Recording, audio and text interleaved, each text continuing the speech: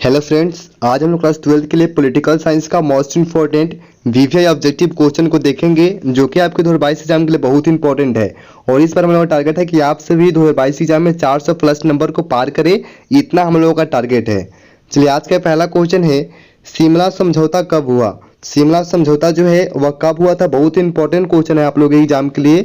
अगर आप लोगों को इसका आंसर पता होता है तो अपना आंसर कमेंट बॉक्स में देते हुए चले, इससे आप लोगों का ऑब्जेक्टिव क्वेश्चन जल्दी ही याद हो जाएगा। तो इसका सही आंसर हो जाएगा आप लोगों का ऑप्शन नंबर ए 1972, यानी कि शिमला समझौता जो है 1972 में हुआ था। चलिए, 2 नंबर क्वेश्चन है, रंग भेद की नीति निम्नलिखित में से किस देश में देखने को मिलते हैं। यानी कि रंग भेद की जो नीति है वह किस देश में देखने को मिलते हैं। इसका सही आंसर हो जाएगा आप लोगों का ऑप्शन नंबर ए दक्षिण अफ्रीका, यानी कि रंग भेद की जो नीति है वह दक्षिण अफ्रीका में देखने को मिलते हैं। चलिए, 3 नंबर क्वेश्चन है, भारत पाकिस्तान के बीच जहाज रानी समझौता कब हुआ। भारत पाकिस्तान के बीच जहाज रानी जो समझौता है वह कब हुआ था, बहुत इंपॉर्टेंट क्वेश्चन है आपके एग्जाम के लिए। इसका सही आंसर है आप लोगों का option number C. Option number C है 1975 में, यानी कि भारत पाकिस्तान के बीच जहाज रानी जो समझौता थी वह 1975 में हुई थी। चलिए, 4 नंबर क्वेश्चन है, भारत बांग्लादेश के बीच शांति सहयोग और मैत्री की 25 वर्षीय संधि कब हुई थी। भारत बांग्लादेश के बीच शांति सहयोग और मैत्री की 25 वर्षीय जो संधि थी वह कब हुई थी। इसका सही आंसर हो जाएगा ऑप्शन नंबर बी 1972 में, यानी कि भारत बांग्लादेश के बीच जो शांति सहयोग और मैत्री की 25 वर्षीय संधि थी वह 1972 में हुई थी। चलिए, 5 नंबर क्वेश्चन है, 1974 में पहला पोखरण परमाणु परीक्षण के समय भारत के प्रधानमंत्री कौन थे। 1974 में पहला पोखरण परमाणु परीक्षण के समय भारत के प्रधानमंत्री कौन थे। इसका सही आंसर हो जाएगा आप लोगों का option number A. Option number A है इंदिरा गांधी, यानी कि उस वक्त जो भारत के प्रधानमंत्री थे वह इंदिरा गांधी थी। चलिए, 6 नंबर क्वेश्चन है, जवाहरलाल नेहरू ने भारतीय विदेश नीति का प्रमुख आधार निम्नलिखित में से किसे बनाया था। जवाहरलाल नेहरू ने भारतीय विदेश नीति का प्रमुख जो आधार है वह किसे बनाया था। इसका सही आंसर हो जाएगा option number D. Option number D है सभी, यानी कि ऑप्शन नंबर ए है आप लोगों का शांति, ऑप्शन नंबर बी है मित्रता और ऑप्शन नंबर सी है समानता, यानी कि इन तीनों को जवाहरलाल नेहरू ने भारतीय विदेश नीति का प्रमुख आधार जो है इन्होंने बनाया था। चलिए, 7 नंबर क्वेश्चन है, भारत द्वारा गुट निरपेक्षता की नीति का पालन किए जाने के कारणों के संबंध में, नीति का पालन किए जाने के कारणों के संबंध में निम्न में से कौन सही है। इसका सही आंसर हो जाएगा आप लोगों का ऑप्शन नंबर डी है उपयुक्त सभी। उपयुक्त सभी, यानी कि आपका ऑप्शन नंबर ए है, विश्व में शांति व्यवस्था को बढ़ावा देने के लिए किसी गुट में शामिल नहीं होना। ऑप्शन नंबर बी है अपना स्वतंत्र विचार बनाए रखना और ऑप्शन नंबर सी है अपनी आर्थिक विकास कार्यक्रम के विदेशी सहयोग प्राप्त करने के लिए भारत द्वारा गुट निरपेक्षता की नीति का पालन किए जाने के कारणों के संबंध में जो है ये तीनों कथन जो है सत्य हैं। चलिए, 8 नंबर क्वेश्चन है, सवेज नहर विवाद निम्न में से किन 2 देशों के बीच का मामला था। सवेज नहर विवाद जो है वह किन 2 देशों के बीच का मामला था। इसका सही आंसर है आप लोगों का ऑप्शन नंबर ए ब्रिटेन एवं मिस्र, यानी कि सवेज नहर विवाद जो है ब्रिटेन एवं मिस्र के बीच का यह मामला था।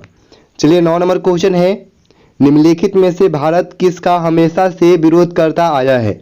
निम्नलिखित में से भारत जो है किसका हमेशा से विरोध करता आया है। इसका सही आंसर है आप लोगों का ऑप्शन नंबर डी उपयुक्त सभी का, यानी कि ऑप्शन नंबर ए है उपनिवेशवाद, ऑप्शन नंबर बी है रंगभेद और ऑप्शन नंबर सी है आतंकवाद, यानी कि भारत जो है इन तीनों का हमेशा से जो है विरोध करते आया है।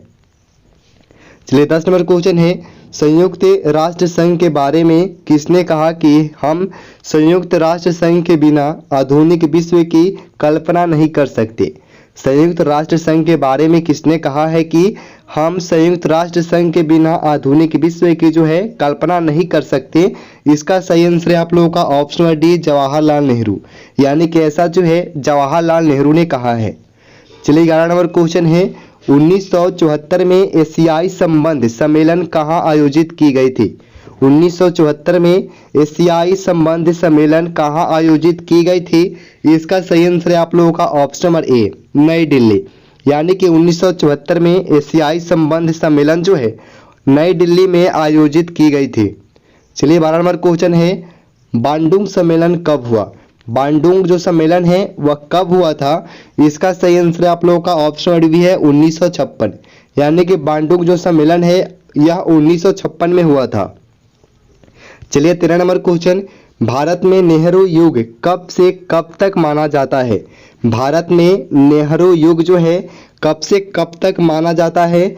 इसका सही आंसर है ऑप्शन ए 1947 से 1964, यानी कि भारत में नेहरू युग जो है 1947 से 1964 तक माना जाता है। चलिए 14 नंबर क्वेश्चन है, चीन में साम्यवादी शासन की स्थापना कब हुई?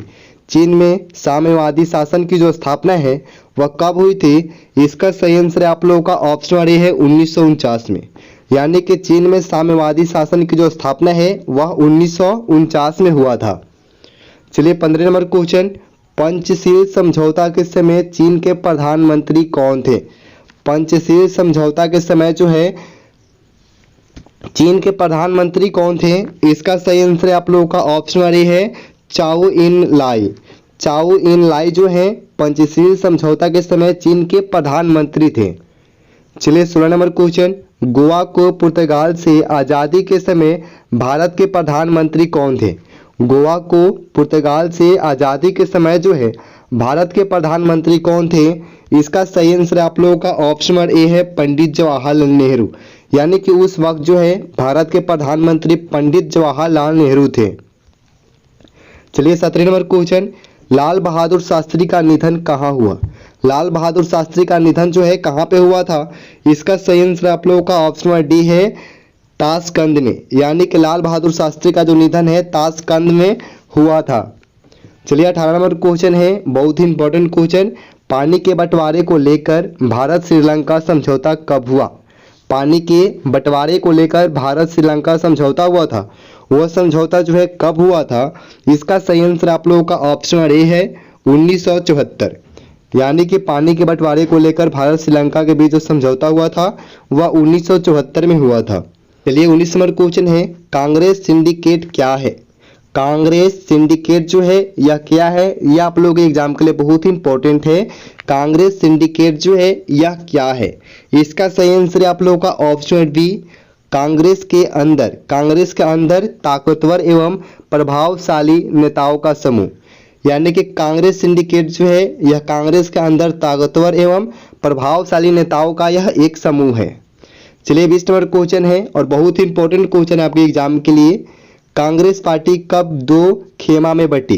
कांग्रेस पार्टी जो थी वह कब दो खेमा में बटी थी? इसका सही आंसर आप लोगों का ऑप्शन बी है 1969 में, यानी कि कांग्रेस पार्टी जो थी वह दो खेमा में 1969 में बटी थी। और ये आप लोगों का लास्ट क्वेश्चन था। अगर आप लोग चैनल पर नए हैं तो चैनल को सब्सक्राइब करेंगे, वीडियो को लाइक करेंगे, अपने दोस्तों के साथ शेयर करेंगे। वीडियो से रिलेटेड अभी कोई भी क्वेश्चन आपके माइंड में रहता है, डाउट रहता है, तो आप लोग कमेंट बॉक्स में जाकर के वहाँ पे आप लोग पूछ सकते हैं। मिलते हैं अगले वीडियो में, धन्यवाद।